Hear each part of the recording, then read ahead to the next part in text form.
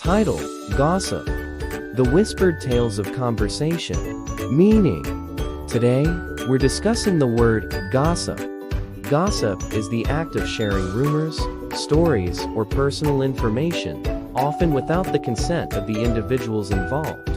It's a term that signifies the nature of human communication, both for better or worse. Pronunciation. Pronouncing gossip is simple, goes IP, with a soft G and clear enunciation.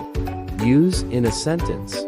For example, gossip can sometimes harm relationships and reputations. So it's important to be mindful of the information we share with others. Importance. Gossip is a part of human social interaction, and it can have both positive and negative effects, emphasizing the importance of responsible communication. Conclusion. In summary, gossip is a word that represents the tales and whispers that shape our conversations and interactions with others. Thanks for joining us today on Connect to World. If you found this information helpful, please give it a thumbs up. And don't forget to subscribe for more educational and informative content. Stay tuned for our next word exploration.